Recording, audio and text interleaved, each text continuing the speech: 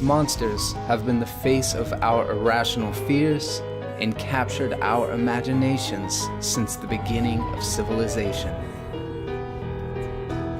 Like our fears, they come in all shapes and sizes and meet us in our nightmares.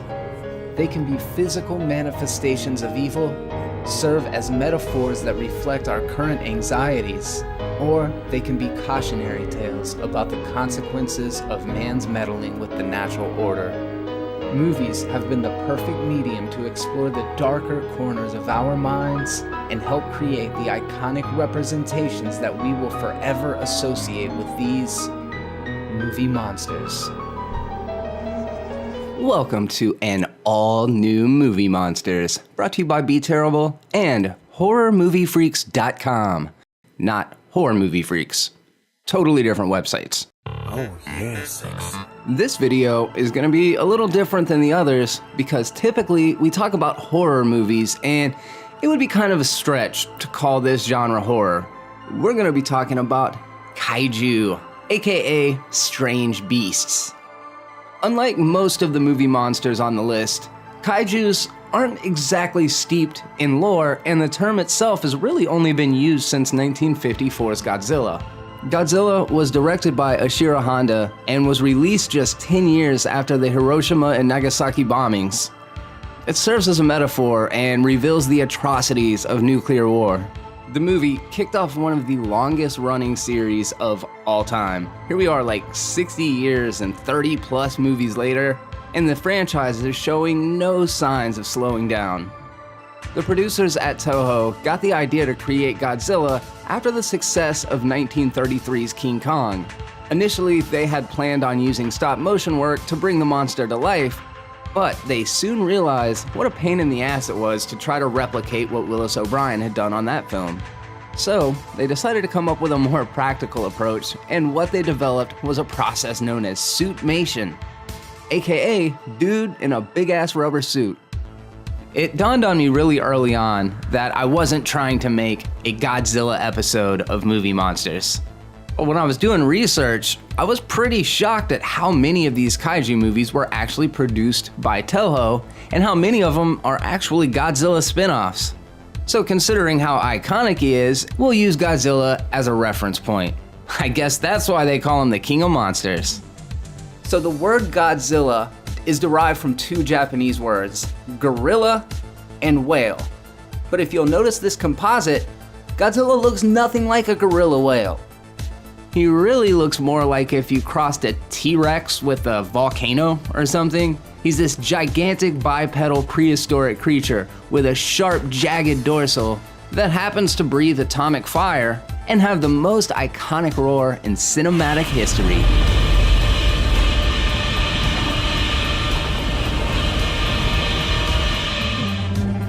Yup, Godzilla's a badass. Contrary to what tons of people think, Godzilla actually has mostly been portrayed as being a charcoal black color as opposed to green, which is kind of how he's known in pop culture. Mandela effect. The design of the original suit is pretty primitive by today's standards. But as with anything else, over the years, the look of Godzilla and the series itself continued to evolve. The franchise has been broken down into multiple smaller eras. The first we're going to discuss is the Showa.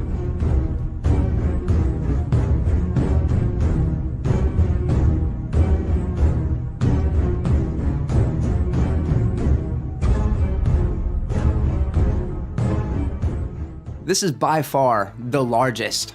It covers the most amount of time, has the most entries, and introduces us to the biggest kaiju supporting cast. Some that will become Godzilla's biggest foes, others that become his greatest allies. It also illustrates the most dramatic evolution of the character himself, from starting out as what's clearly the antagonist of the story, to eventually becoming a hero, fighting on the side of humanity against even greater threats. In 1962, Godzilla would face off against his all-time greatest foe in an East versus West, no-holds-barred battle royale. This was a smackdown for the ages, and audiences all over the world waited with bated breath to see who would come out victorious.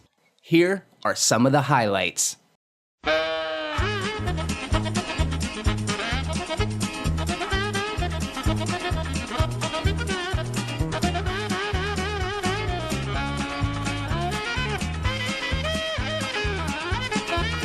Contrary to popular belief, there's not actually two alternate endings for this movie.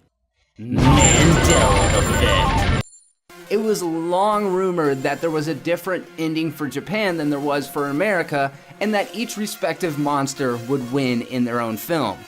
However, in both versions, both monsters fall off the cliff at the end, only King Kong emerges from the water, and that's the end of the movie. It's pretty easy to assume that Godzilla may have swam off because he is amphibious, but don't worry guys, because in 2020, Adam Wingard is providing us with the Legendary Pictures rematch of Godzilla vs. King Kong, and he recently said in an interview that we are going to see a conclusive winner this time around. Hedge your bets now. My money is on the 50-meter tall fire-breathing lizard. So the Showa era is also when Godzilla reached its heights of cheesiness, especially when we're introduced to the character of Son of Godzilla. Look at that thing. It looks like the baby from Dinosaurs. In the midst of this whole Godzilla phenomenon, another kaiju was introduced to audiences. An intergalactic rocket turtle by the name of Gamera. Gamera has become a favorite and is the star of a long-running franchise. Interestingly enough, both properties are owned by Toho, but we've never officially seen a crossover between the two. Now, we're entering the Heisei era. It's got 8 movies in it, and I'd say it also has the most consecutive wins. Add to that, there were tons of advancements in special effects, and the kaiju look fucking awesome this time around. It seems like the concept artists were really able to key in on what made these creatures so iconic. This era also introduced me to 2 of my favorite Godzilla villains, Biollante and Destoroyah. These are 2 worthy adversaries and both give Godzilla a run for his money. Godzilla vs. Destoroyah is probably the darkest entry into the entire series. We're introduced to Godzilla Jr. in this film, and goddamn he is way cooler than Son of Godzilla. Towards the end of the film, Destoroyah actually pretty much impales Godzilla Jr., which Godzilla is none too happy about. We also see the nuclear power of Godzilla basically boiling over, and his flesh takes on a magma-like appearance, which adds a little credibility to my volcano statement at the beginning of this video. Anyways, the Heisei era took this franchise into a darker and more grounded direction, which I obviously appreciate. Before I get to the Millennium era, I should mention a couple of things that are going on right outside of the Godzilla universe. First of all, we had Ultraman. He's kind of a superhero. He can grow to gigantic sizes so that he can face off against giant monsters. Also, audiences in Japan get introduced to Super Sentai. It's a TV series that has been running for decades. You may actually know it better by its American name. Now, I don't want to get into all of the logistics about how they're both different. The point is, they both got kaiju in them. In 1998, America released their own big budget treatment of Godzilla. It was directed by Roland Emmerich. It had a massive marketing campaign behind it, and it was a gigantic shit bomb. The tones were all wrong, the casting was weird, and the design of the monster didn't look anything like Godzilla. In fact, it seemed more like they were cashing in on the success of Jurassic Park by making Godzilla look like a giant Tyrannosaurus who gives birth to velociraptors. Clever girl. We have come to the Millennium era. And while the Heisei is probably pound for pound my favorite period, I have to say that I think Millennium has my favorite entries. Hell, Godzilla 2000 is actually the only Toho Godzilla that I saw in the theaters. The beginning of the previous 2 periods started with what was essentially a Godzilla origin story. Godzilla 2000, on the other hand, comes out guns blazing and Godzilla actually faces off against another kaiju. The first form is an alien species known as Millennium, and it was a huge misstep for Toho. This is the first completely CGI kaiju, and it looks like the alien from The Abyss fucked the alien from Independence Day, and this is their love child. Unfortunately, Millennium does transform into a creature known as Orga. Orga has certain similarities to Godzilla. However, unlike Space Godzilla, it's a design that can stand on its own. In fact, this is one of my favorite kaiju designs. The next release was Godzilla vs. Megaguarus. This may actually be my favorite Toho Godzilla movie. This is also the first and only time we see a green Godzilla. He faces off against a flying insect that looks a whole fuckload like the alien from Alien Encounters at Disney World back in the day. If you get that reference, good on you. And then I also gotta mention, he gets another redesign in Godzilla, Mothra, and King Ghidorah, Giant Monsters All Out Attack. And this is like the most evil, badass looking version of Godzilla yet. His eyes are completely whited out, and I love the way that looks. If you look at him dead on, he kind of bears similarities to a Black Panther. He's got bigger fangs, and almost like a feline-like nose on the end of his snout. And now we come to one of the awesomest and most ridiculous Godzilla movies in the entire series.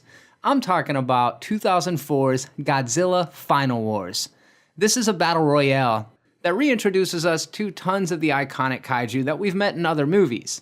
There's also one notable addition. Recognize him? Yeah, this movie's cheesy. But let's be honest, the whole series is kinda cheesy, right? I mean, hey, I'm in on the joke, but let's be honest. So for 10 years, Godzilla laid in wait, deep under the surface of the ocean. 2013 brought us Guillermo del Toro's Pacific Rim. This movie was like my 10-year-old fantasies becoming a reality. Seriously, do you even remember how much imagination it took to make this seem like an epic fight?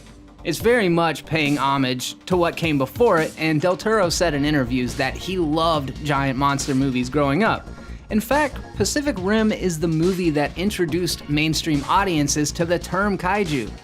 In the future, all of the world's nations have to come together and build giant fucking robots to do battle against kaiju that are coming through a rift from another dimension at the bottom of the ocean.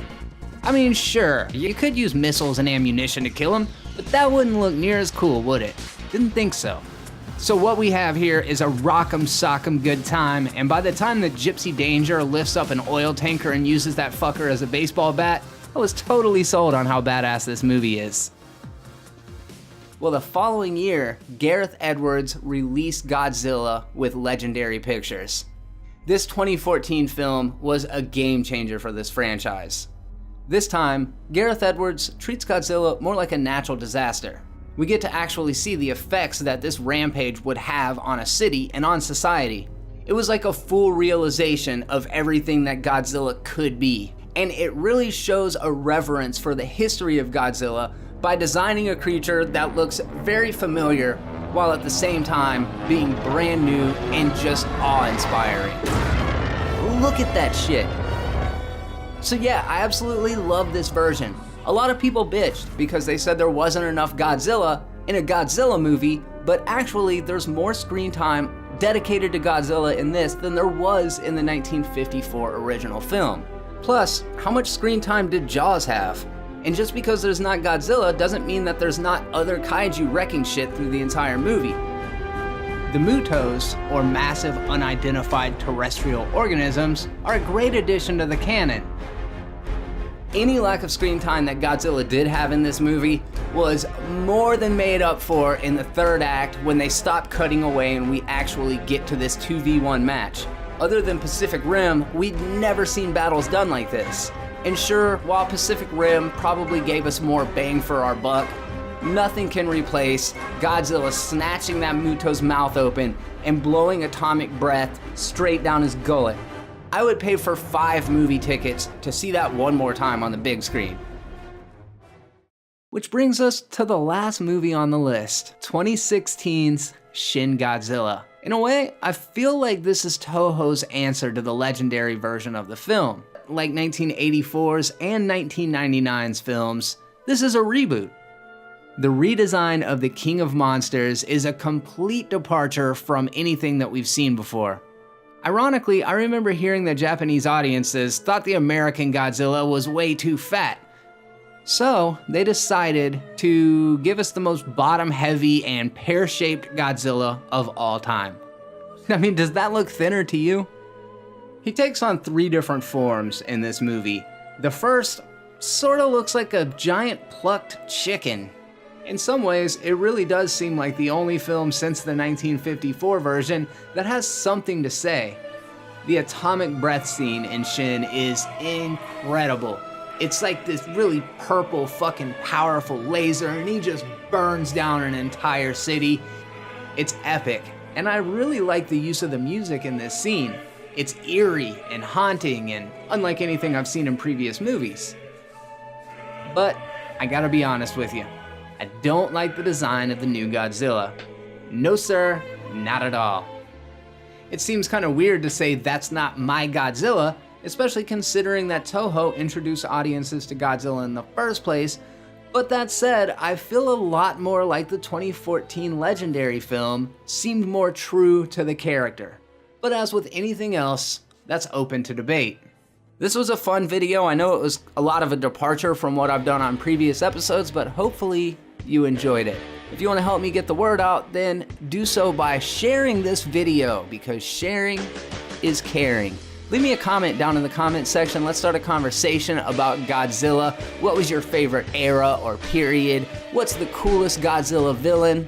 We could talk about any of this stuff, guys. Thank you so much for coming by.